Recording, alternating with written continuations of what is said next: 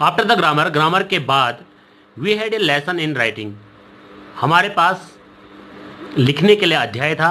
That day M Hamel had new copies for us, और उस दिन एम हेमल ने हमारे लिए नए कापियों की व्यवस्था की थी।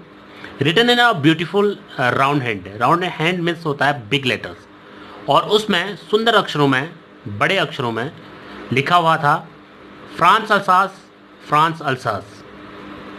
They looked like a little flag, वह एक छोटे से फ्लैग के समान लग रहे थे। Floating everywhere in the school room, जो कि स्कूल रूम के अंदर सर्वत्र तैर रहे थे।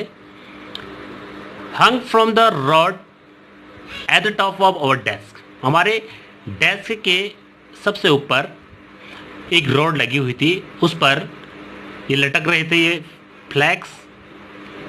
You ought to have seen, तुम देख सकते थे how everyone set to work, हर कोई किस तरह से अपने कार्यों में जुड़ा हुआ था। And how quite it was, और कितना शांत वातावरण था। The only sound was the scratching of the pens over the paper, केवल जो आवाज़ आ रही थी वो पेपर के ऊपर पेन से लिखने की आवाज़ सुनाई दे रही थी। वंस सम बीटल्स फ्लू इन, एक बार बहुत सारे भौरे कमरे के अंदर आते हैं। But nobody paid any attention to them, लेकिन कोई भी उन पर ध्यान नहीं देता है। Not even the littlest ones, यहाँ तक कि छोटे से बच्चे भी उस पर ध्यान नहीं दे पाते हैं।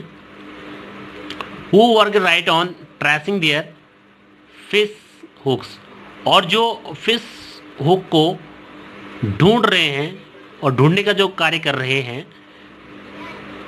As if that was the French, वो इस तरह से काम कर रहे हैं जैसे कि वह भी फ्रांसीसी हैं।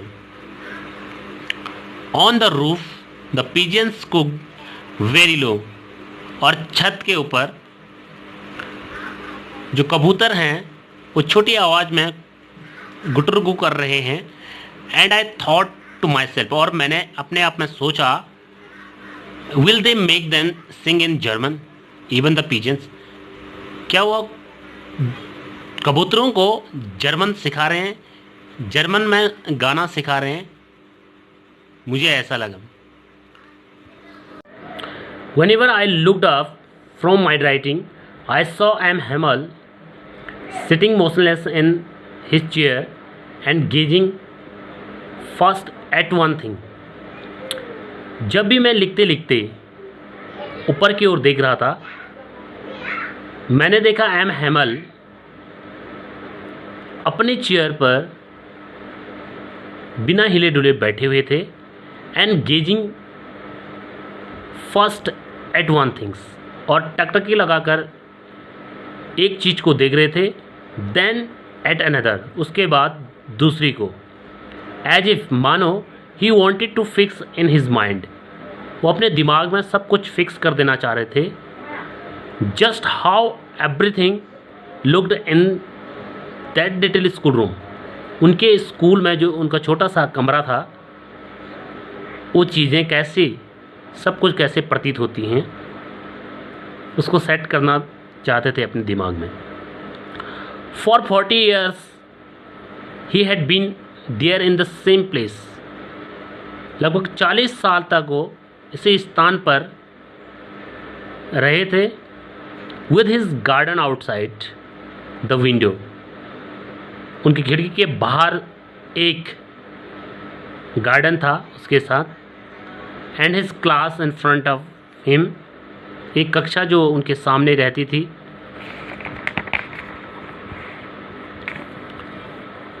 जस्ट लाइक दैट, इसी तरह से, ऐसे ही। Only the desk the benches had been worn smooth, केवल जो डेस्क और बेंचेस थे वो बहुत सपाट हो चुके थे। The walnut trees in the garden were taller, एक अखरोट का पेड़ था जो कि गार्डन में बहुत लंबा था। And the hop vine that he had planted himself twined about the window to the roof. खिड़की से लेकर छत तक एक होप वाइन की टहनी थी जो मुड़ती हुई छत तक पहुंच गई थी। How it must have broken his heart to leave it all. ये सारी चीज़ें उसके हृदय को कमज़ोर कर देने वाली थी। इन सब को कैसे छोड़ सकता था पुअर मैन, बेचारा Hamel. To hear his sister moving about in the room above. और उनको ऊपर जो उनकी जो सिस्टर थी कमरे में उस सामान को जो पैक कर रही थी उसकी आवाज़ उनको सुनाई दी पड़ रही थी। पैकिंग दियर ट्रंक्स, उनके बक्से में जो सामान पैक कर रहे थे उनकी आवाज़ उनको सुनाई दी पड़ रही थी। For they must leave the country next day, क्योंकि अगले दिन उनको देश को छोड़कर जाना था। But he had the courage to hear every lesson to the very last. लेकिन उनमें हिम्मत थी प्रत्येक पाठ को सुनने की, टू द वेरी लास्ट, अंतिम क्षण तक। आफ्टर द राइटिंग, लिखने के बाद, we had a lesson in history, हमने हिस्ट्री का पाठ पढ़ा। And then the baby chanted their, और जो बच्चे थे वो इससे गा रहे थे, बाबी बी बो बू, इस तरह से। Down there at the back of the room, नीचे कमरे के पीछे ओल्ड हॉसर, वृद्ध व्यक्ति बैठा हुआ था, old Hauser, had put on his spectacles, जिन्होंने अपना चश्मा लगाया हुआ था, and holding his primer in both hands, अपने दोनों हाथों से व्याकरण की किताब पकड़ी हुई थी। Spelled the letters with them, और उनके साथ उन शब्दों का वह उच्चारण कर रहा था। You could see that he, तुम देख सकते थे कि उससे टू वॉज क्राइंग, वह भी कितना रो रहा था। His voice trembled with emotions, उसकी जो भावात्मक आवाज़ थी वो लड़खड़ा रही थी। And it was so funny to hear, यह सुनने में बहुत मजाक लग रहा था। That he we all wanted to laugh and cry, लेकिन हम बहुत हंसना चाहते थे और रो भी रहे थे। How will I remember it that last lesson, और मुझे कितने अच्छी तरह से ये अंतिम अध्याय याद है। All at once the church clock struck 12, तभी गिरजाघर की घड़ी ने तुरंत 12 बजाए। Then the Angelus at the same moment, और ठीक उसी समय जो कैथोलिक के लिए पूजा की जो घंटी बजती है उसका समय हुआ। द ट्रम्पेट्स ऑफ द पर्सियंस, और जो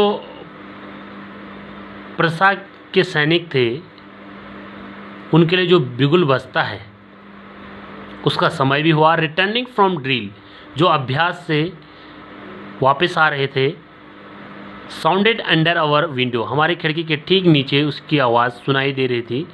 M Hamel stood up, M Hamel खड़ा उठा, वेरी पील, वो बहुत पीला पड़ गए, इन हिज चेयर, अपनी चेयर पर, and never saw him look so toll,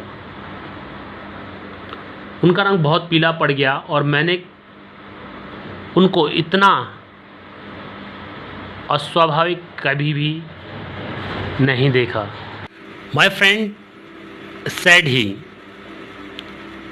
उन्होंने कहा, माई फ्रेंड सेड ही, उन्होंने कहा, यानी कि एम हैमल ने कहा, मेरे मित्रों, आई यानी कि मैं, बट समथिंग चॉक्ड हिम, लेकिन वो रुक जाते हैं।